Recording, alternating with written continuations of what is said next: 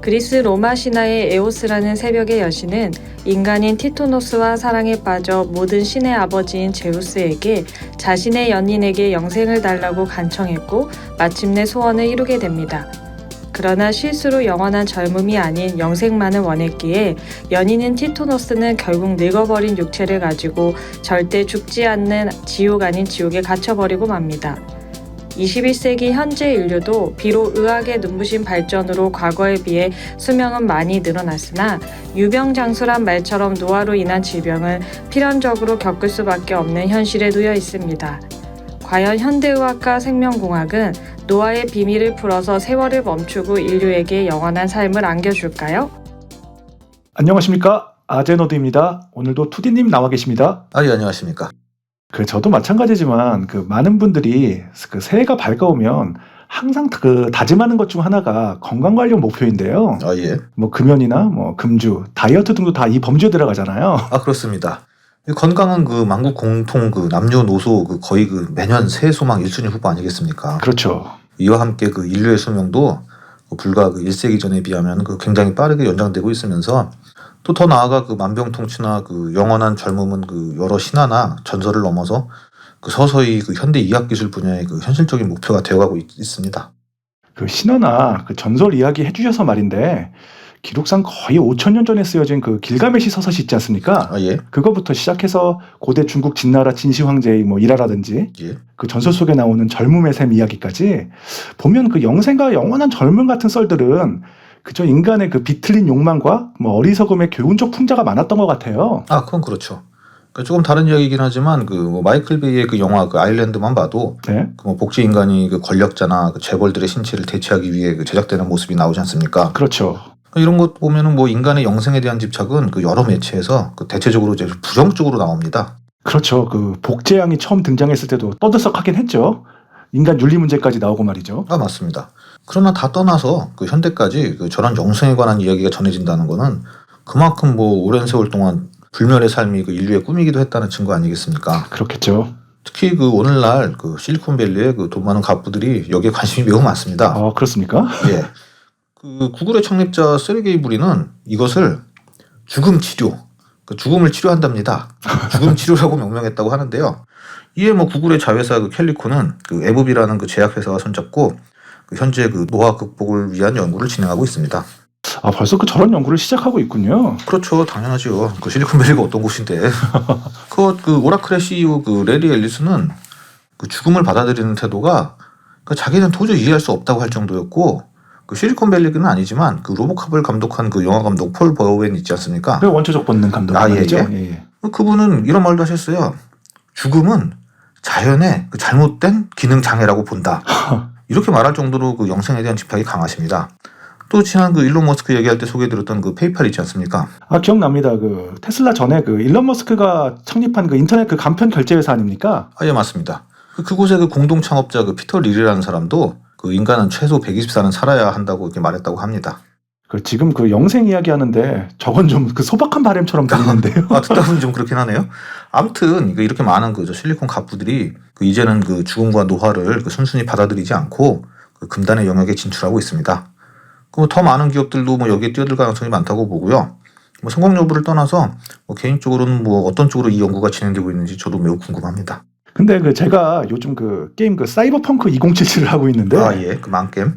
여기서 신체 대부분을 기계로 대체하더라고요. 예. 이런 식으로 지난 마인드 업로딩 편 때 말씀처럼 기계 신체로 대체하거나 컴퓨터에 내 의식을 전달해 놓으면 영생이 되는 거 아닌가요? 아무래도 이쪽 방향으로 연구가 진행되지 않을까 생각되는데. 그럴 수도 있습니다. 기술적 특이점이나 강인공지능이 도래해서 그에 따른 여러 예측대로 인간이 기계 신체와 하이브리드 되고 네? 또 진짜 마인드 업로딩 같은 꿈의 기술이 이루어져서 공각 기동대나 토탈리콜처럼 신체 이동도 마구 가능하고 이런 미래가 빨리 도래한다면 정말 좋겠지만 현실적으로 권력자들이나 갑부들이 이런 모습을 반길까 하는 의문도 듭니다. 그건 그렇겠네요. 아무래도 영화 엘리시움 같은 그런 미래를 꿈꾸지 않을까요? 영화 보면 고위층이 사는 우주정거장에 각 가정마다 메디컬 캡슐 같은 도구가 있잖아요. 예. 사람이 들어가면 모든 질병이나 심지어 암도 그냥 한 방에 고쳐주더라고요. 예. 그곳에선 아무도 질병이나 노화로 사망하지 않는 것 같고요. 예. 제 개인적 이상형이기도 합니다. 모두 그렇죠. 뭐 그냥 게임하고 안 그런 사람이 어디 있겠습니까? 근데 그 영화에 그 이상적인 그 질병 극복 모습이 잘 표현되어 있는 게 맞습니다. 네네. 근데 아무튼 그게 설사 기계 신체로 정신 이동이 가능하다 해도 그 권력자라든지 뭐 재벌을 떠나서 그 모든 사람이 그걸 바라진 않을 거라고도 좀 봐요. 그 많은 분들이 뭐 성형이나 뭐 약간의 육체 개조를 하더라도 그 본인의 몸 그대로 그 질병 없이 노화를 막거나 뭐 진짜 가능하다면 뭐 젊은 날의 몸으로 돌아가려고 할 것 같습니다. 그렇죠. 그 노화를 멈추고 나이를 되돌릴 수만 있다면 뭐 저도 그게 최고라고 봅니다. 그렇죠. 그리고 저번에 그 마인드 업로딩 편에서도 한번 말씀드렸듯이 그 테세우스의 배, 예, 기억합니다. 예, 저 의식의 문제도 있습니다. 그 뭐 새로이 복제된 신체건 그 기계로 이루어진 육체든 뭐 내가 그쪽으로 업로딩되어서 옮겨졌다 해도 그것이 진짜 내가 맞을까요? 실제 나는 사라지고 나의 기억까지 모두 똑같이 가진 나와 완전 똑같은 존재가 새로 만들어진 걸 수도 있지 않습니까? 그렇죠. 그럼 그 존재론적 질문이 또 있겠죠. 그러니까 저런 거 있으면 하시겠습니까? 저는 못할 것 같아요. 정말 죽기 전에 뭐 바로 가망 없을 때라면야 모를까. 저도 그럴 것 같긴 하네요. 무섭습니다. 예. 그러니까 이런 근원적인 문제까지 포함해서 그 언제 도래할지 모를 그 마법 같은 미래 기술에 너무 그 몰입하는 것보다는 그 일단 뭐 저희 뭐 부모님이 물려주신 본인의 신체를 최대한 아끼고 보호하면서 네네. 그 과학 기술 발전이 어떤 식으로 흘러가는지 계속 그 존버하는 게 최선 아니겠습니까? 본인의 육체, 즉 건강을 최대한 유지하면서 미래 기술의 진척을 지켜본다. 그렇죠. 좋은 말씀이지만 그 워낙 그 질병이 무섭지 않습니까? 현재와 같은 그 팬데믹을 유발하는 뭐 전염병부터 뭐 암이나 치매 같은 노화와 연관이 있다는 질병까지 이러다 보니 누구나 마법의 탄환처럼 한 방에 그 모든 걸 해결할 방법을 꿈꾸지 않을까요? 아 근데 그 마법의 탄환은 그 당연히 아직 없지요. 그렇죠. 그러니까 이제 그 먼저 의학의 발전을 한번 돌아봅시다. 그 보통 의학이 그 크게 그 3단계로 발전해 왔다고 많이들 이야기합니다. 3단계요. 예. 그중 뭐 첫 단계는 인류가 이제 근대 시대에 도달하기 전까지 뭐 수만 년 이상의 시간, 그 시간을 말하고요. 많이들 아시다시피 이 시기에 뭐 영아 사망률은 엄청 높았고, 뭐 중세에는 또 그 패스트, 뭐 이거 흑사병이라고 하죠. 네네. 좀 이런 유행병으로 뭐 당시 뭐 유럽 인구 상당수가 사망하였고, 뭐 평균 수명도 뭐 20세 남짓으로 추정되는 등 그야말로 뭐 꽤 오랫동안 뭐 인류는 그 의학적으로 그 상당한 암흑기에 시달렸습니다. 뭐 그 중세 시대의 그 비위생적인 그 환경에 대한 에피소드들은 뭐 엄청 많긴 하죠. 뭐 게임 그 플레이그 테일, 뭐 제목 그대로 흑사병 시대 이야기인데 아 예. 게임 하다 보면 진짜 그 당시는 지옥이 따로 없다는 걸 느낄 정도입니다. 중세의 낭만이 아주 싹 사라졌어요. 아 그 게임이 그 흑사병 시대 그 배경의 게임인가 봅니다. 그렇습니다. 그러니까 뭐 중세가 그 다크 에이지 아니겠습니까? 그렇게들 부르죠. 예. 아무튼 그 인류 의학 발전의 그 암흑기는 중세 시대를 지나서도 근대 시대 바로 전까지도 계속되는데 하물며 뭐 이 시기에 뭐 미국의 그 한 의사가 기록한 일기가 뭐 지금까지도 전해지는데 그 자신이 간직한 의학 비법 중 쓸만한 건 딱 두 가지라고 했다고 합니다. 두 가지요. 어떤 거죠? 그 당시 그 수술할 때 병균에 감염된 이 팔다리 절단할 때 쓰던 그 쇠톱과 그 환자에게 그 고통을 덜어주던 모르핀 두 가지 말고는 자신의 의학 지식은 엉터리라고 일기 적어놨다고 합니다. 이렇듯 18세기 무렵까지도 이제 큰 발전을 하지 못하던 의학은 결국 저 19세기 전후 이제 근대로 확실히 넘어오면서 그 인류는 그 의학의 그 두 번째 단계를 맞이하게 됩니다. 그 산업혁명의 그 진행 후 그 넘쳐나는 도시 노동자의 인구로 인해 그 콜레라 같은 그 또 다른 전염병 등의 창궐로 이제서야 이제 병균 이론과 이제 공중위생의 중요성이 이제 부각되기 시작했죠. 20세기 들어서면서 그 세계 대전도 영향을 끼쳤을 것 같은데요. 네, 맞습니다. 그 당시 그 1900년 기준 그 미국인의 평균 수명이 그 49세까지 늘어났고요. 그 말씀처럼 그 세계 대전을 겪으면서 그 의사들의 그 많은 논문들이 이제 학술지에 실리게 되고 이러한 변화는 그 항생제와 그 백신의 그 개발까지 이르게 되고 인류의 수명은 이제 70세까지 가까워지게 되고 이런 시대가 오게 된 거죠. 참 인류의 긴 역사에서 이제서야 그 사람이 살만한 그 치료법들이 나오게 되는 것 같아요. 그런 셈이죠. 이런 결과로 인해서 이제 그 인류의 세 번째 의학 단계는 이제 또 분자 의학이라고 불립니다. 분자의학이라 그 물리학 같은 느낌이 드는데요. 아, 맞습니다. 그 처음 그 분자 의학의 그 시초를 그 유명한 그 양자역학에 많이 나오시는 그 슈레딩거 방정식 에르빈 슈레딩거 그분이 1940년에 쓴 저서 생명이란 무엇인가 이거를 분자 의학의 시초로 봅니다. 그 진짜 물리학자의 저서가 시초가 되었군요. 예.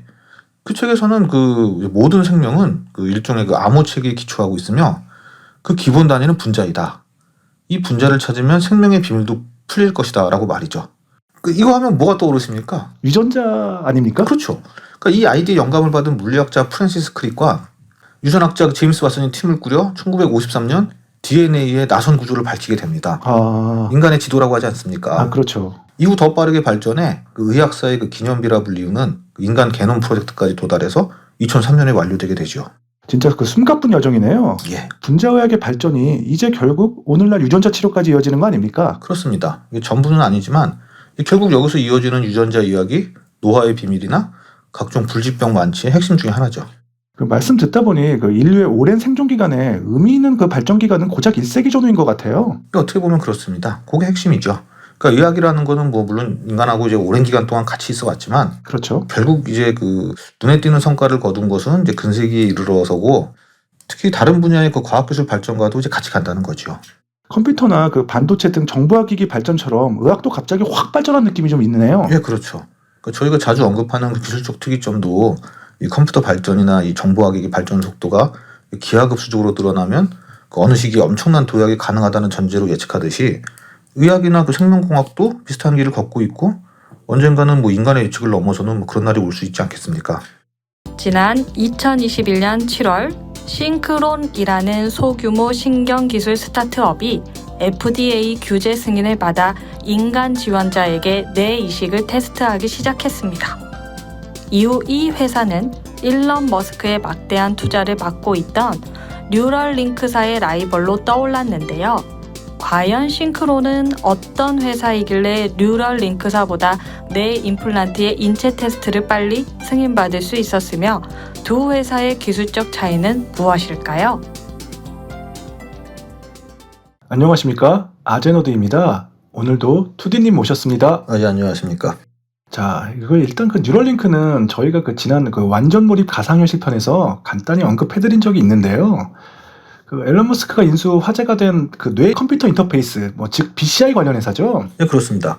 그 BCI 즉 그 뇌와 그 컴퓨터를 그 상호작용시킨다는 의미로 그 뇌에 칩을 넣어서 그 사용자의 생각과 의지만으로 여러 컴퓨터나 디지털 관련 기기들을 작동, 제어하게 해주는 기술입니다. 그 이미 그 뉴럴링크사는 동물로 간단히 실험하는 영상도 공개한 적이 있는데요. 예, 이거는 뭐 많이들 보셨을 겁니다. 그 이 기술을 공개하면서 그 일론 머스크는 그 이미 그 테슬라의 자율운전 그리고 이제 민간 우주선 제조사 그 스페이스X에 이어서 그 미래 기술의 선구자라는 이미지를 확고히 하고 있죠. 그 이런 엄청난 기술력을 가진 그 일론 머스크의 뉴럴링크사를 제치고 그 작은 스타트업 회사가 BCI 신경기술 인체 실험 승인을 그 FDA에게 먼저 받았다는 게 믿기지가 않습니다. 아, 예, 그렇습니다. 그 바로 그 싱크론이라는 회사가 오늘 저희 영상의 주인공입니다. 그 싱크론이라 그 뭔가 그 싱크로라이즈라는 뜻에서 온 듯한 필이 오는데요. 네, 맞습니다. 그 무언가 그 동시에 진행된다, 뭐 동기화한다 이런 의미를 담은 거죠. 그 실제로 이들이 하는 그 BCI 기술도 그 뇌를 통해서 이 외부 기계들을 이제 동기화해서 작동하는 것이 목표이니까요. 지난해 그 저희가 그 일론 머스크 관련 영상들을 만들었지만 뭐 그때보다 그 테슬라는 더욱 성장해 있고 이 테슬라를 등에 업은 뉴럴링크사는 어마어마한 지원을 받았을 텐데 그 신생 스타트업 기업인 그 싱크론이 어떤 회사길래 이렇게 그 FDA 승인까지 먼저 받게 된 거죠? 아, 그 이 회사 그 싱크론은 일단 본사는 그 뉴욕에 위치하고 있고요. 네. 그 CEO는 그 토마스 옥슬리라는 사람이 있어요. 그 이들이 그 FA로부터 그 승인받은 부분은 정확히 그 뇌 임플란트를 사용하여 인간 지원자에 대한 테스트를 수행할 수 있는 규제 승인입니다. 그 뇌 임플란트면 그 뇌에 삽입하는 기기 아닙니까? 그렇죠. 그건 그 뉴럴링크사에서도 하고 있는 거 아닌가요? 그 형식이 비슷한 것 같은데 아, 예. 왜 그 FDA는 그 이 회사에만 그런 승인을 해준 건가요? 그 일단 이 싱크론의 BCI는 그 전신마비 환자들의 그 치료를 돕기 위해 제작된 거예요. 아, 그래서 그 FDA 승인이 좀 유리할 수도 있었겠네요. 그렇죠. 그 일단은 그 마비 환자분들이 그 통신 장치에서 그 로봇 팔다리 또는 그 외골격에 이르기까지 네. 그 모든 종류의 그 기계를 제어할 수 있게 해주는 게 목적이라고 그 CEO가 직접 말했어요. 그 로봇의 골격, 그 뭐 엑소슈트라고 그러잖아요. 그 게임 같은 데 나오는 거요? 예. 뭐 그 실현 여부는 잘 모르겠습니다만은 그 원숭이가 게임하는 것을 보여준 그 뉴럴링크사의 그 홍보와는 조금 뭔가 다른 게 느껴지는데요. 아, 예. 뭐 뉴럴링크는 그 원숭이가 게임하는 것들이 좀 임팩트가 강하다 보니까 이제 그런 게 그렇게 보일 수 있겠지만 그 뉴럴링크도 이렇게 단편적인 것만 보여준 거지 이제 궁극적인 목적은 그 인간의 뇌를 통해 여러 그 디지털 기계를 제어하는 것이니 궁극적인 목적은 비슷하다고 볼 수 있습니다. 아, 그런가요? 그럼 저기 그 뉴럴링크와 그 다른 차이도 있나요? 아, 예. 이 싱크론의 인체 삽입 임플란트도 그 뉴럴링크사와는 좀 차이가 있습니다. 이 싱크론의 임플란트 이름은 그 스탠트 로드라고 알려져 있는데요. 스탠트 로드요. 예. 이는 그 뉴럴링크의 임플란트인 그 링크 이거에 비해 뇌에 덜 침습적인 방법을 제공합니다. 덜 침습한다, 뭐 덜 깊숙이 삽입한다, 뭐 이런 뜻인가요? 아니 뭐 비슷한 의미입니다. 그 이 스탠트 로드 임플란트는 그 뉴럴링크의 임플란트가 그 두개골에 그 2mm 정도의 구멍을 내서 그 뇌에 직접 삽입하는 것과는 달리 그 혈관에 삽입되는 방식이에요. 혈관에요. 예. 그래서 그 위치가 정해지면은 뇌 표면에 가까운 그 혈관 내부에 그 작은 전극이 배치되어서 이제 외과적으로 가슴에 삽입된 적외선 송신기를 통해 그 신호를 보낼 수가 있습니다. 그 기계 학습 알고리즘을 사용해서 그 이러한 신호를 구분하고 분석해서 마비된 환자가 그 화면에서 이제 컷으로 움직이는 것과 같은 그런 작업을 수행할 수 있다는 거죠.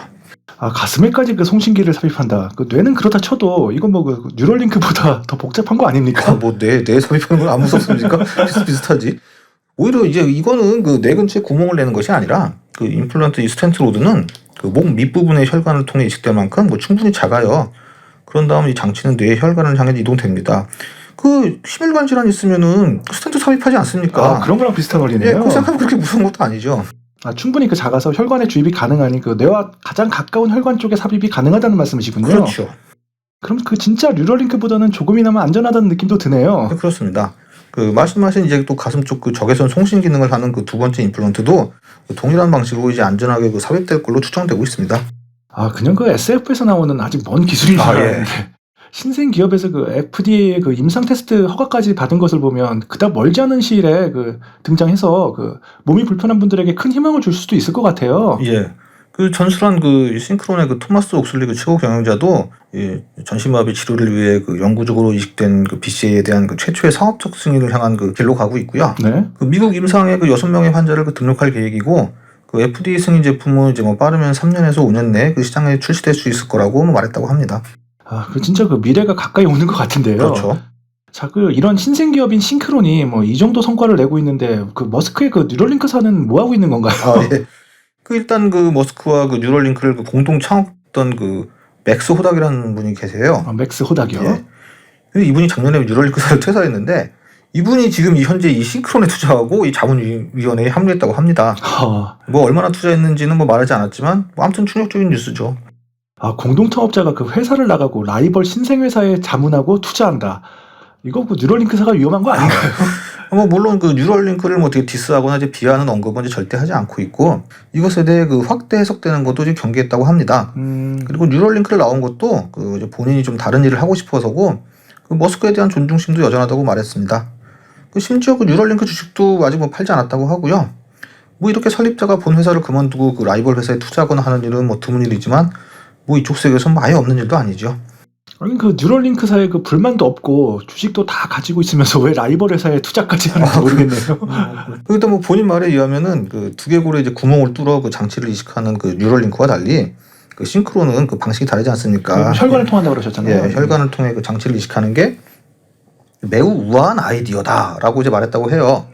거기다 이제 또 싱크론은 이제 미국에서 그 임상 시험을 시작할 수 있는 FDA 허가까지 받았으니 뭐 본인이 보기에도 이제 현재 상황으로는 뭐 뉴럴링크보다는 이제 뭐 확실히 앞서 있다고 생각할 수도 있겠죠.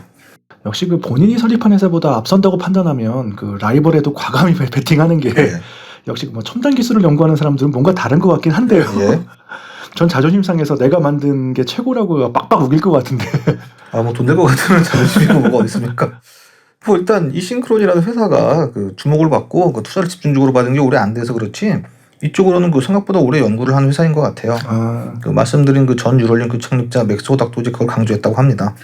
뭐 정확히 그 뉴럴링크나 싱크론이나 뭐 결국 세상에 나와봐야 뭐 어떤 BCI가 더 나은지 알겠지만 그 지금까지 뉴스로는 뭐 안전성이나 뭐 실용성에서는 싱크론이 앞선다는 평가인 것 같은데 가만히 있을 앨런 머스크가 아니지 않습니까? 그렇죠. 그래도 그 머스크의 그 뉴럴링크가 그 작년에만 그 2억 5천만 달러 이상을 모금해서 이 BCI 분야에서는 여전히 독보적인 건 부정할 수 없는 사실입니다. 그렇겠죠. 뭐 세계 최고 부호가 소유한 회사인데. 그렇죠. 그리고 그 시원한 그 원숭이 같은 거 들고 나서 시원하기 때문에 아무튼 이 뉴럴링크도 그 FDA 그 승인을 받기 위해 그 지금 분전하고 있습니다. 그 회사 웹사이트를 보면은 그 인간에게 이제 이식 가능한 그 뇌칩을 테스트하는 시기가 이제 가까워지면서 그 임상 시험 책임자를 뭐 찾고 있다고도 합니다. 그 예상대로 그 역시 그 가만히 있을 머스크가 아니긴 하죠. 아, 그렇죠. 그 머스크도 그 작년 말 그 트위터를 통해 우리는 이제 뉴럴링크를 통해 척수 손상을 입은 사람에게 전신 기능을 회복할 수 있는 기회를 주어야 하고 이게 가능하려면 그 인간에게 칩을 이식하기 위해 뉴럴링크는 먼저 FDA와 그 타당성 테스트를 거친 다음 중추장치 테스트에 대한 그 기관의 승인을 받아야 한다라고 이렇게 얘기했다고 합니다. 그 머스크도 그 어금니 꽉 깨문 것 같네요. 예. 말씀 들어보니까 그 이 BCI 분야, 뭐 좁게는 뭐 신경 임플란트 분야도 그 대단히 치열한 경쟁이 벌어지고 있는 것 같아요. 아직 먼 미래의 분야인 줄 알았는데 뭐 물밑에서는 굉장히 치열한 것 같습니다. 그렇습니다. 그 지난 영상편에서도 그 죽음 치료를 하는 그 몇몇 실리콘밸리 기업들도 소개시켜드렸듯이 네. 이제 우리가 이제 먼 미래라고 느끼는 이제 여러 기술 분야들 중 그 제법 그 실현 가까워진 것들도 이제 많은 것 같아요. 이 BCI 분야도 그 뉴럴링크나 그 오늘 소개해드린 그 싱크론뿐만 아니라 그 패러드로믹스사나 그 프레시전 뉴로사이언스 코프 같은 회사들도 같이 경쟁하고 있습니다. 경쟁사가 많다 보니 이제 조만간 또 발전된 소식이 들어올 것 같습니다. 지난해 저희 채널에서 소개해드렸던 BCI 기술회사 싱크론을 기억하시는지요? 인간 뇌와 컴퓨터의 상호작용을 연결해주는 장치를 만드는 회사인데요. 특히 FDA 승인을 뉴럴링크보다 빠르게 받아 화제였습니다. 현재 그들은 어떤 상태이며 그들의 임상실험은 잘 진행되고 있을까요? 안녕하십니까? 아제너드 오 작가입니다. 안녕하세요. 아제로도 둘입니다. 오늘은 그 작년에 한번 소개해드렸던 그 뇌 컴퓨터 인터페이스, 그 BCI라고도 하죠. 이 제조회사 그 싱크론의 그 최신 동향을 이야기해 주신다고요? 예, 그 아시는 분들은 아시다시피 그 이런 최첨단 기술, 그 특히 그 의료 분야나 그 인간의 몸에 그 직접 설치하는 기술들은 그 상당한 기간 동안 그 임상 실험을 수행해야 하기 때문에 특히 그 FDA 같은 곳에서 그 승인을 받기가 굉장히 힘들고요. 그리고 그 성과도 이제 생각보다 느리게 나타나는 경우가 굉장히 많습니다. 아무래도 그 사람의 몸에 그 무언가를 장치해야 하는 것은 엄청 까다로운 일이겠죠. 그렇죠. 그럼 먼저 그 저희가 이 싱크론이라는 회사와 그 기술에 관해 그 소개시켜드린 영상을 그 업로딩한 지도 좀 시간이 흘렀으니까 간단히 그 이 회사에 대해 한번 소개시켜 주시겠습니까? 예, 그 이 싱크론이라는 회사는 그 2012년에 설립됐고요. 그 CEO는 그 토마스 옥슬리라는 분이 맡고 있습니다. 네. 일단 이 회사의 가장 큰 특징은 그 머스크의 그 뉴럴링크 있지 않습니까? 예. 예, 이런 뭐 다른 BCI 회사와는 다르게 그 뇌수술을 통해 임플란트, 즉 그 어떤 장치를 이식하는 것이 아니라 그 혈관을 통해 장치를 삽입한다는 데 있습니다. 확실히 그 뇌 수술을 통해 그 직접 이식하는 것보다 그 저 방법이 덜 침습적인 접근 방법이라고 들었는데요. 예. 좀 더 그 자세히 설명드리자면은 그 싱크론의 그 스텐트 로드라고 불리는 그 영구적인 장치가 그 혈관, 그 중에서 그 경정맥이라고 있어요. 예. 여기를 통해서 그 뇌의 운동 피질에 도달하게 되고 그 거기서 이거를 통해서 그 개인의 의도된 행동을 나타내는 그 신경학적 신호를 포착하게 되는 겁니다. 아, 그리고 이 신호는 그 사용자의 가슴 피부 바로 아래에 그 이식된 그 거기 수신 장치가 하나 들어가요. 거기를 거쳐서 이 컴퓨터나 그 어떤 모바일 기기에 그 키보드 입력으로 변환되는 그런 구조입니다. 저런 식으로 그 뇌 신호를 포착해서 여러 기기를 조종할 수 있게 해주는 거군요. 네, 그렇습니다. 그 위와 같은 과정은 그 기존의 BCI 시스템처럼 그 뭐 뇌를 개방하거나 뭐 두개골에 뭐 구멍을 뚫는다거나 이럴 필요가 없기 때문에 무섭습니다. 예, 그러니까요. 그 뭐 약 한 2시간의 그 최소한의 그 침습 수술로 진행되고 뭐 보통 48시간 안에 이 환자는 그 집으로 귀가할 수 있다고 합니다. 그 비교적 이렇게 안전하기 때문에 그 FDA 승인을 받은 거 아닐까요? 예, 뭐 물론 그런 면도 있고요. 그 타 BCI 시스템들은 그 마치 그 뭐 공상과학처럼 그 지나치게 그 화려해 보이는 것에 비해서 이것은 그 중증 마비 환자에게 그 의사소통의 그 능력을 그 되돌려주는 걸 강조했기 때문에 아무래도 그 의학적 실용성에 그 초점을 맞췄기 때문이기도 한 것 같습니다. 이게 그 2021년 중반쯤에 그 FDA 승인이 났다고 들었는데 그 저희도 작년 그 3월에 그 소식을 그 영상으로 전해드렸고요. 예, 이후 상황은 어떻게 되었나요? 그 임상 실험도 뭐 허가가 난 걸로 알고 있는데요. 예, 그렇습니다. 그 토마스 옥슬리의 고향이기도 한 호주에서 그 근위축성 측삭 경화증이라는 그런 마비 증상이 있어요. 아, 그럼 어렵네요 이름이. 예. ALS라고 하는데 예. 이 마비 증상을 겪고 있는 그 4명의 참가자에게 그 이미 임상 실험을 시작했고요. 그 여기서 그 삽입된 임플란트는 그 모든 환자의 그 처음 1년 동안 그 자리에 그대로 유지되었다고 해요. 움직이지 않고요. 예.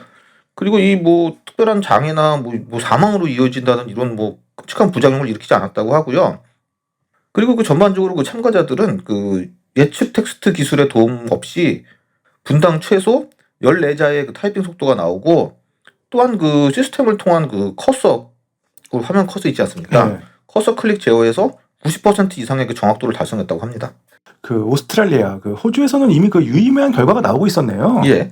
그리고 이게 미국에서도 그 2022년 여름경에 그 뉴욕시에 있는 그 마운트 시니어 웨스트 병원에서 그 미국 임상 실험의 그 첫 번째 참가자에게 이 장치를 이식했다고 해요. 아, 미국에서도 시작했군요. 예. 그러니까 이것은 그 마비 환자의 생각을 그 실제 행동으로 전환하는 것을 목표로 이것도 FDA가 승인한 절차를 따른 것이라고 합니다. 그 미국에서도 그 드디어 그 참가자들에게 본격적으로 그 싱크론의 장치를 삽입하는 실험이 진행되고 있군요. 예, 예. 그러니까 이게 창업자이자 그 CEO인 토마스 옥슬리는 그 최근 인터뷰를 통해 그 환자와 파트너 또는 환자 배우자 사이에서 그러니까 지금 이 환자들이 그 뭐 마비 증세가 있잖아요. 있죠. 그러면 뭐 파트너라든지 배우자가 옆에서 많이 도와줘야 될 거 아닙니까? 굉장히 힘들고요. 그렇죠. 근데 이걸 도입해서 이전보다 좀 더 독립적이고 비의존적이게 되는 것이 너무나 그냥 믿을 수 없을 정도로 기쁘고 자신들에게 이게 힘이 되는 순간이다라고 말했다고 합니다. 정말 그 계획대로 임상실험이 이루어지면 그 저런 마비 환자들에게는 그 특별한 순간이 아닐 수 없겠어요. 그렇죠. 방금 말씀드렸듯이 같은 배우자나 이 동반자들도 엄청나게 특별한 순간이 되지 않겠습니까? 아, 그렇겠죠. 그 호주 임상실험 참가자 중에 그 지금 그 영상에 등장하시는 그 필립 오키프라는 분이 계십니다. 저희 영상에 좀 나오셨던 분 예, 같은데. 예, 맞습니다. 그 전술한 그 근위축성 측삭 경화증에 걸리셔가지고 몸이 많이 불편하신데 그 약 2년 전 그때쯤에 그 최초로 그 싱크론 이 BCI 장치 삽입을 받으신 분이에요. 네. 그래서 이분에게 그 전술했던 그 토마스 옥슬리가 그 자신의 트위터 계정을 넘겼고 오키푸스는 그 싱크론 BCI를 사용해서 이 계정에다가 헬로 월드는 이거 그 프로그램 하시는 분은 아시겠지만 제일 처음 프로그램 배울 때 제일 처음 배우는 게 이 헬로 월드 찍는 거거든요. 아, 그래요? 예, 예. 어. 그래서 그 의미로 이게 넣은 것 같은데 헬로 월드 그리고 짧은 트윗 그렇지만 엄청난 발전 이런 트윗글을 남겨서 화제가 되었습니다. 그러니까 싱크론으로 남기신 거죠? 그렇죠. 싱크론을 이용해가지고 아, 그 트위터에 이런 글씨를 직접 남기신 거죠. 정말 그 감동적인 이야기인데요. 그렇죠. 근데 아무래도 그 이 싱크론이라는 회사는 그 스타트업 회사고 아직까지 그 큰 수입이 없어서 투자를 많이 유치해야 될 텐데 이 정도로 그 진전을 보여줬으면 뭔가 있지 않았을까요? 아, 예, 뭐 당연히 이 정도의 결과를 보여줬으면 뭐 유명인들도 관심을 갖기 마련이 아니겠습니까? 그렇겠죠? 그래서 그 지난 12월에 그 마이크로소프트 그 투자 회사의 자금 지원을 포함해서 그 약 그 7,500만 달러의 그 투자 유치에 성공했다고 해요. 아, 여기에는 뭐 빌 게이츠와 그 아마존의 뭐 제프 베이조스의 뭐 투자금도 포함됐다고 합니다. 그 원래 이런 분들이 그 오래 사는 거에 관심이 많기 때문에 재산이 많을수록 하여튼 뭐 이런 분들이 관심을 가지니 뭐 투자금의 규모는 그 실험 결과나 그 성과에 따라 더 커질 가능성이 농후하겠죠. 아, 투자와 관심을 받고 있네요. 그래도 세계 최고 부자 아니 그 요즘 주가가 떨어져서 뭐 2위로 내려앉았다는 이야기도 들리는 그 일론 머스크의 그 뉴럴링크와 상대하기는 아직도 역부족 아닌가요?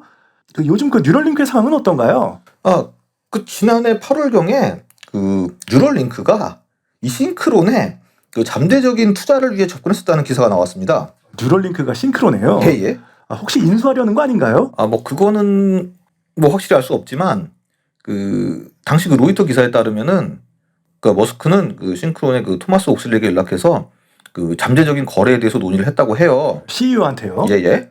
물론 그것이 그 인수 때문인지 뭐 아니면 뭐 제휴 또는 뭐 협력이 포함되는지 여부는 뭐 명확하지 않다고 하고요. 물론 뭐 당사자인 싱크론도 이거를 뭐 투자를 받아들일지 여부는 아직 뭐 결정된 건 없고요. 뭐 어떤 거래도 아직 뭐 확실하진 않다고 합니다. 뭔가 그 뉴럴링크의 상황이 그 머스크의 의도대로 흘러가지 않아서 저러는 건 아닐까요? 뭐 다르게 말하면 둘이 만약 합쳐지게 되면은 뭐 기술적으로는 뭔가 획기적인 것이 나올 수도 있겠지만요. 예, 뭐 그렇다고 할 수도 있고 뭐 돈 많잖아요. 뭐 인수할 생각이 있을 수도 있겠고. 아무튼 뭐 저 소식은 그 이후에 밝혀진 것이 없어서 뭐 정확히 뭐라고 말씀드리기는 좀 그렇습니다. 그럼 그 최근 뉴럴링크의 상황은 정확히 어떤가요? 그 FDA 그 임상 승인을 준비 중이라고까지는 지난번에 말씀을 해주셨는데요. 예, 맞습니다. 그 이후 그 지난 11월경에 그 머스크는 그 이제 프레젠테이션을 가졌고 그 6개월 내에 그 FDA 승인을 받을 것이라고 주장을 했다고 하는데요. 결국 그 최근 며칠 전에 그 미국 규제 당국에게 그 안전 위험을 이유로 또다시 그냥 그 뉴럴링크 BCI 칩 테스트 제안을 그 거부당했다고 합니다. 아, 왜죠? 솔직히 그 동물 실험에서 보면 그 이 뉴럴링크가 그 싱크론의 것보다 더 많은 기술적 기능이 가능할 것 같은데요. 그 미국도 너무 규제가 빡빡한 거 아닙니까? 일단 그 싱크론도 이것도 뭐 뇌에 직접 삽입하는 BCI보다 그 뇌신호의 품질이 떨어진다는 것은 일부 인정을 했어요. 그렇겠죠, 아무래도. 예, 아무래도 뭐 직접 뇌에 들어가는 그러다 보니까 이제 당연히 성능 면에서는 그 뉴럴링크보다는 좀 떨어질 수 있다는 걸 이제 뭐 생각해 볼 수 있는데요. 다만 이제 역시 문제는 안정성이죠. 그 여러 언론에 따르면은 그 FDA 그 거부 사유에는 그 인간 실험 전에 해결해야 하는 그 결함이라고 하는 그 수십 가지 항목이 나열돼 있다고 합니다. 아, 역시 그 뇌를 열고 그 장치를 이식하는 게 그만큼 어려운 문제인 것 같긴 하네요. 그렇죠. 저희도 좀 전에 무섭다고 했잖아요. 그러니까 FDA가 그 심각하게 우려하는 사항은 그 전극을 운반하는 장치의 그 작은 실이 그 뇌의 다른 영역으로 그 이동할 수 있다는 거예요. 그러니까 뇌라는 게 그 매우 부드럽고 매우 섬세하기 때문에 거기 달려있는 작은 실이 그 손상을 일으킬 수 있다는 가능성을 제기했다고 합니다. 아, 그럴듯하네요. 그렇죠. 그러니까 또한 그 장치의 배터리에 관한 그 FDA 우려도 그 잠재적으로 이게 심각하다고 그 두뇌 장치 전문가들이 주장했다고 합니다. 거기에 이걸 그 삽입시키고 난 다음에 이거를 뇌 조직을 손상시키지 않고 이 장치를 제거할 수 있는지에 대한 의문도 제기되었다고 하고요. 그 삽입한 그 뇌장치는 저기 언제든지 빼고 낄 수 있다고 머스크가 주장하지 예, 않았습니까? 말은 그렇게 했는데 FDA에서 보기에는 상당히 위험해 보인다는 거죠. 아, 아직도 많은 장벽이 있네요. 예, 뭐 물론 이제 그 뉴럴링크 측에서도 뭐 여러 이런 문제에 관한 뭐 해결책이나 제안을 뭐 FDA 쪽에 충분히 또 전달했다고 하는데 일단은 승인이 거부된 거니까 좀 더 지켜봐야 할 것 같습니다. 그 참 어려운 문제네요. 그 기술 발전이 문제냐, 그 안전 문제가 먼저냐 말이죠. 가령 그 키아누 리브스의 그 SF 영화 그 코드명 제이에서처럼 그 뇌에 구멍을 뚫어서 그 뇌와 기계가 서로서 그 상호작용하는 건 현실에선 기술이 존재한다고 해도 절대 불가능하겠어요. 예, 코드명제의 그 윌리엄 깁슨의 소설의 원작이죠. 네. 그 일단 그 뉴럴링크 FDA 승인 문제를 두고서 그 이런 말도 나오고 있다고 합니다. 이거는 자동차나 우주선이 아니다. 인간의 뇌를 이용한 기술이다. 그 뇌는 단순한 장난감이 아니다. 이렇게 말을 한다고 합니다. 그러니까 이전에도 말씀드렸지만 그 사람의 뇌나 이런 마음을 이용하는 이런 BCI 기반 이런 여러 기술들 그 중에서도 뭐 저희 얘기했던 그 완전 몰입 가상현실 같은 것도 있고 그런데 이런 거는 그 인간의 안전과 그 사회적 합의가 중요해요. 그렇겠죠. 아무래도. 그렇죠. 완전 몰입 가상현실도 뇌를 완전 컨트롤하는데 뭐 한 번 하다가 에러 나가지고 뭐 뇌 손상 가면 어떡합니까? 큰일이죠. 그렇죠. 그런 점에서 그 느리지만 이게 천천히 나아가고 있는 이 싱크론이라는 기업을 이제 다시 한번 주목할 필요가 있는 거죠. 맞는 말씀인 것 같습니다. 한 발 한 발 그 안전하게 나아가는 것도 뭐 기술 발전의 중요한 요소 중 하나 아니겠습니까? 그렇습니다. 그러니까 그런 게 뭐 쌓이다 보면은 그 기반 위에서 또 어느 순간 뭐 폭발적인 뭐 기술적 발전도 가능한 거 아니겠습니까? 아무튼 뭐 뉴럴링크도 소식이 종합되면은 또 다시 한번 그 다루는 시간을 갖도록 하겠습니다. 지난달 일론 머스크는 트위터에서 유명 생물학자 데이비드 싱클레어 교수와 영노화 기술의 필요성에 관한 짧은 설전을 벌였습니다. 영노화 기술은 결국에 인간의 오랜 수건인 영생과도 깊은 관련이 있을 수밖에 없는데요. 현재 영생에 관한 여러 기술들은 어떤 것들이 있을까요?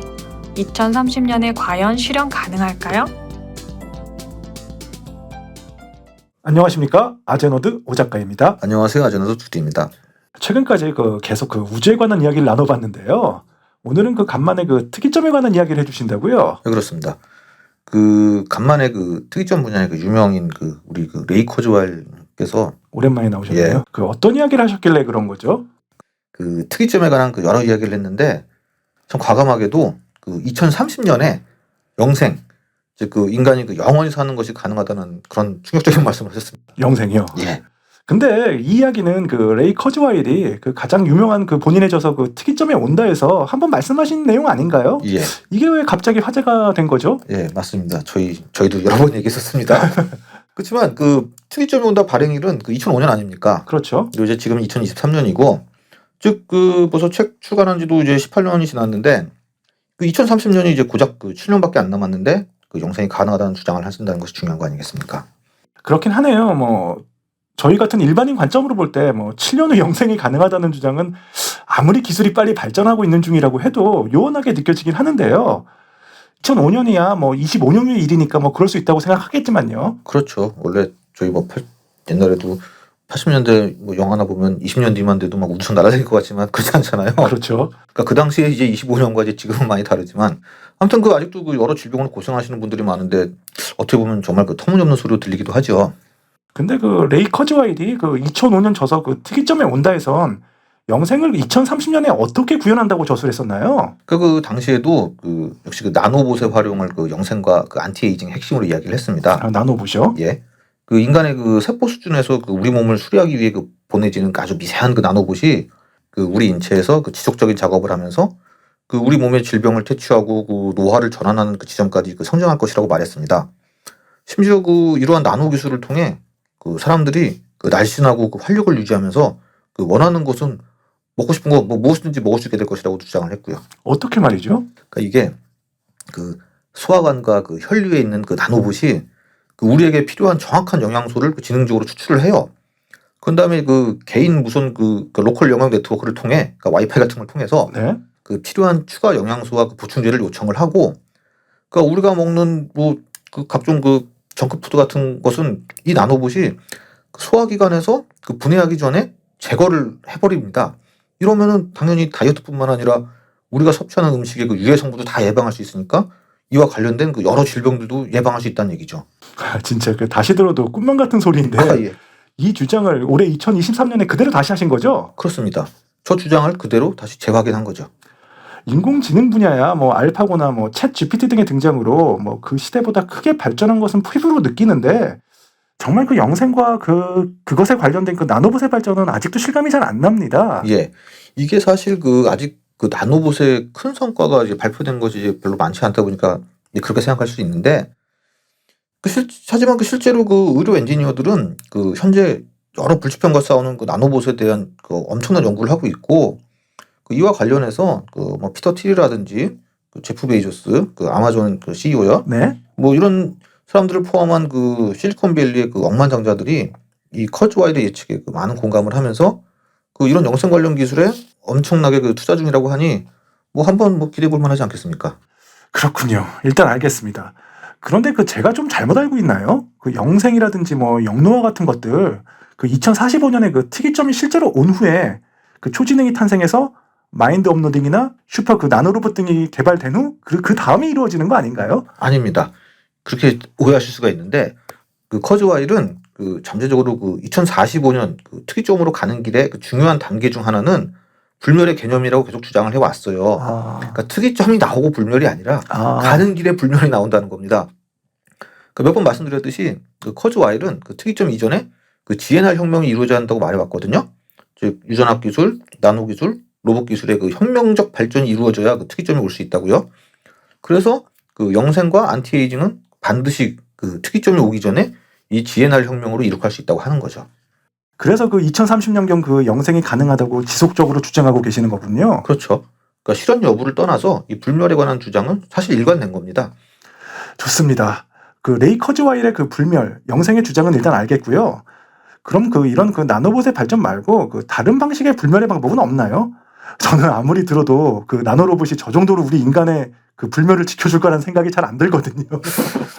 SF 영화를 너무 많이 봐서 그런가 그 나노봇 하면 뭐 우주에서 외계 기술로 무장한 그 로봇들의 한 형태로만 느껴집니다. 물론 뭐 저도 이 나노봇이 그 제 몸 안을 막 돌아다니며 그 막 세포 개조를 한다든지 뭐 마인드 업로딩으로 내 의식을 로봇에 의식한다든지 하는 이런 불멸적 삶은 좀 거부감이 다 들지 않겠습니까? 그렇죠. 예, 뭐 무섭기도 하고 그러다 보니 뭐 방금 말씀하신 것처럼 그 다른 여러 영생의 방법이 있는데 이거에 관해서 한번 얘기를 해보도록 하겠습니다. 다른 방법도 있나 보군요. 어서 말씀 좀 해주세요. 예, 일단 그 우리가 잘 알고 있는 전자 불멸 중 하나인 뭐 여러 번 얘기했지만 마인드 업로딩에 이거에 관한 회사가 있습니다. 아니 그 마인드 업로딩 기술도 아직인데 무슨 회사가 다 있나요? 그게 그 이제 미국에 기반을 둔 그 스타트업 회사인데 그 넥톰이라고 합니다. 넥톰이요? 예, 그 인간의 그 뇌 기억을 그 미래에 그러니까 미래에 활동할 수 있도록 그 클라우드에 업로드할 수 있도록 그 보존하는 방법을 연구하는 회사입니다. 그 MIT 그 테크놀로지 리뷰에 따르면은 이 회사는 하이테크 방부 처리를 사용해서 그 인간의 뇌를 그 미세한 그 외부 침입으로부터 그 보존하는 방법을 알아냈다고 합니다. 아니 그 마인드 업로딩 기술이 아니라 미래의 기술이 개발될 때까지 뇌를 그 방부 처리하는 기술을 가진 회사라고요? 맞습니다. 그 물론 그 뇌를 그 저장 장치에 업로딩하는 것과 그 뇌의 이 커넥텀을 보존하는 것 두 가지를 그 동시에 연구하는 회사이긴 하지만 당장은 아직 마인드 업로딩 구현이 좀 힘들다 보니까 일단 뇌를 최대한 안전하게 보존하는 것이 이제 우선순위가 된 것이죠. 그 현실이 이렇다 보니 그 기술이 작동하려면은 그 참여자들의 그 안락사를 받아야 했고 안락사를 받는다고요? 안락사 동의를 받아야 되다 보니 이로 인해 그 2018년 그 매사추세츠 공과대학 그 MIT와의 그 계약을 그 잃어버리게 됐다고 합니다. 거기다 그 여러 조사기관들로부터 그 이 기술이 아직 그 초기 단계에 있으며 의식을 그 재현할 수 있다는 보장이 없다는 평가를 받기도 했다고 합니다. 뇌 방부 처리 무서운 회사인데요. 예. 그래도 이전에 그 MIT와 무슨 계약을 한 거 보면 뭐 기술력은 가지고 있는 것 같아요. 뭐 그렇긴 한데 뭐 아무튼 더 두고 봐야 할 것 같습니다. 말씀처럼 굉장히 위험하지 않습니까? 일단 그 마인드 업로딩, 뭐 즉 전자불멸을 통한 영생의 방법이 있고, 뭐 현재 저런 기업들이 연구 중에 있다. 뭐 이렇게 정리하고 넘어가고요. 그 다음은 또 무엇이 있나요? 이것도 뭐 많이들 들어보셨을 뭐 영화 같은데 많이 나오지만 냉동인간. 냉동인간요? 예, 즉 그 극저온학 기술로 이걸 통해서 그 영생을 구현하는 방법이 있습니다. 극저온학이란 그 시체를 그 액체 질소로 보존을 해서 그 시체를 얼리는 기술인데, 그러니까 이게 현재로서는 그 법적으로 그 사망 선고를 받은 사람만 이게 가능해요. 아, 안 그러면 뭐 살아있는 사람 이거 하면 큰일 나는 거 아닙니까? 그렇죠. 그러니까 그 이 동결 과정은 그 뇌 손상을 방지하기 위해 환자가 사망하는 즉시 시작되어야 합니다. 사망하고 얼마 지나면 뇌도 같이 죽잖아요. 그렇죠. 그래서 사망한 지 얼마 안 지났을 때 바로 해야 되고, 이게 그 지금 현재 러시아와 그 미국에서 그 사용 가능한 시설이 있어요. 이 방법이 그 몸은 그 얼음 욕조에서 이렇게 딱 냉각돼서 그 서서히 온도를 조금씩 낮추고요. 그런 다음 뭐 전문가들이 그 혈액을 다 빼내고 체내에 유해한 그 얼음 결정이 형성되는 것을 막기 위해 동결 방지액으로 대체를 합니다. 그러니까 이런 과정은 그 나중에 미래에 그 모든 질병을 치료할 수 있을 만큼 그 과학이 충분히 발전하는 미래에 그때 잠재적으로 부활할 수 있도록 하기 위한 거죠. 아, 이게 그 유명한 그 냉동인간 만드는 방법인가요? 그렇습니다. 그 실베스타 스텔론 주연의 그 데몰리션맨에 나온 기술이죠. 네, 맞습니다. 그 영화들 보면 많이 나오죠. 그러니까 그 현재 그 러시아의 그 냉동 보존 회사 그 크리오러스라는 곳에서 91명의 그 인간 환자를 화씨 그 320.8도 그 섭씨로는 영하 196도에 그 보관하고 있다고 합니다. 또 그 미국 애리조나주 그 알코올 생명 그 연장 재단이 2022년 10월 현재 그 199명의 환자를 부여하고 있다고 합니다. 와, 냉동인간을 구현하는 회사가 진짜 있네요. 예, 그렇습니다. 그 비트코인의 그 선구자 중 하나인 그 할핀이라는 사람도 그 2014년 그 합병증으로 그 사망한 후에 그 시신을 이렇게 냉동 보관하기로 결정하기로 한 거 유명하지 않습니까? 그러니까 이렇듯 그 극좋은 동결은 뭐 수십 년 동안 선전되었고 그 지금도 일부 행하여지고 있긴 하지만 말씀드렸듯이 또 심각한 그 윤리적 및 그 도덕적 우려를 낳고 있는 것이 사실이죠. 그렇죠. 자, 그럼 다음 영생의 방법은 또 뭐가 있나요? 이거는 그 세포 회춘, 즉 그 줄기세포에 관한 연구인데요. 줄기세포 유명하지 않습니까? 그렇죠. 그러니까 그 세포를 그 젊어지게 할 수 있는 것으로 밝혀진 그 줄기세포 주사와 관련해서 많은 그 과학적 돌파구가 만들어졌다고 합니다. 그러니까 이제 줄기세포는 뭐 근육이나 뼈 또는 뭐 신경세포와 같은 신체의 그 뭐 다른 유형의 세포로 뭐 분화할 수 있기 때문에 이게 체내에 주입되면은 그 손상된 조직과 통합돼서 복구 및 그 재생을 도울 수 있다고 하고요. 실제로 그 2016년 그 심장마비를 겪은 그 중증 환자 그 11명을 대상으로 한 실험에서 그 줄기세포 주사로 그 흉터 조직이 그 역전되어서 흉터가 그 40% 감소했다는 이 발표가 있어요. 아, 많이 감소했네요. 예. 마찬가지로 또 2019년 그 캠브리지 대학 연구원들은 그 인간의 심장에서 그 줄기세포를 이식한 후에 그 심장이 손상된 뒤에 그 잃어버린 심장 근육과 그 혈관을 재생하는 데 성공했다고 합니다. 아, 듣다 보니까 그 나노봇이나 그 마인드 업로딩, 뭐 냉동인간 이런 것보다 이게 훨씬 나은 방법 같은데요. 그렇죠. 일단 저런 무시무시한 그 기계가 좀 멀어지니까요. 아무튼 그 이런 여러 세포 회춘 방법이 연구되고 있는데요. 그 캘리포니아와 그 런던에서 그 웰빈 클리닉을 소유하고 있는 그 스티븐 코엔 박사라고 있는데, 이 사람 말은 그 줄기세포 치료가 인간의 기대 수명을 최대 150세까지 연장하는 열쇠가 될 수 있다고 주장을 했고요. 네. 또 그 캘리포니아의 그 소크 연구소라고 있는데, 여기서의 그 2016년 연구에서는 노화를 멈추거나 역전시키는 열쇠가 세포 재 프로그래밍에 있을 수 있다고 주장했다고 합니다. 그 암도 그 결국엔 세포의 병이라고 하지 않습니까? 예. 그 세포 재생 연구가 빨리 발전했으면 좋겠네요. 다음은 또 뭐가 있나요? 예, 이건 마지막으로 그 두뇌 재활성화라는 기술인데요. 두뇌 그 재활성화. 이건 또 뭔가요? 예, 이거는 그 2019년 그 예일 대학교의 그 과학자들이 이 산소가 풍부한 그 인공 혈액을 그 펌핑해가지고 그 돼지가 죽은 지 4시간 후에 뇌의 순환과 세포 활동을 그 회복시켰다고 합니다. 신경 과학자이자 그 수석 그 논문 저자인 그 레너드 서스틴 박사는 그 MIT 그 테크놀로지 리뷰와의 인터뷰에서 뇌가 무기한으로 살아있을 수 있으면 그 의식을 회복하기 위해 그 추가 조치를 취할 수 있다고 말했다고 합니다. 그러니까 이게 무슨 말이냐면 좀 무섭기도 한 말인데, 네. 일단 뇌라도 살려 보존할 수 있다면은 훗날 기술이 발전하면 그 뇌의 의식을 기계 장치에 옮길 수 있다는 점에서 이것도 영생과 관련 있는 기술이라는 거죠. 아, 그 죽은 자의 그 뇌를 보존시켜서 훗날 그 마인드 업로딩 기술을 적용시켜 영생을 추구한다. 뭐 이 말씀이신가요? 예, 그렇죠. 그러니까 인체에서 그 의식 있는 뇌만큼 또 중요한 기관이 없지 않습니까? 그렇죠. 특히 그 뇌 구조나 이런 기능을 그 3차원으로 연구할 수 있는 기술이 더 발전하면은 그 전술한 그 거대 포유류의 그 뇌 기능 재생 연구를 그 획기적으로 발전시킬 수 있다고 합니다. 다만 이게 그 실제 구현되어서 그 몸이 죽은 후에도 그 의식 있는 뇌가 계속 살아있다고 해도 가까운 미래에 그 우리가 경험하고 상호 작용할 수 있는 감각에 접근하지 못한 채 그냥 뭐 양동이에 담긴 그 육체가 없는 뇌로 그 자신의 마음속에 갇혀 있어야 할 것이라는 이런 비판론자들도 많다고 합니다. 듣다 보니까 그 맷 그레이닝의 그 애니메이션 그 퓨처라마라고 있지 않습니까? 예. 거기 보면은 그 유리병 속에 그 머리만 존재하는 뭐 여러 유명인들이 나오잖아요. 뭐 닉슨이나 뭐 빌 게이츠 같은. 예. 그게 생각나네요. 끔찍한 방법 같긴 한데 뭐 그래도 뭐 오래 건강히 사는 인간의 욕망은 멈추지 않을 테니까. 그리고 그 듣다 보니까 그 세포해충 제외하고는 다 커즈와일이 주장하는 나노봇으로 영생 추구하는 게 제일 나아 보이는데요. 오히려. 그런가요? 저는 잘 모르겠습니다.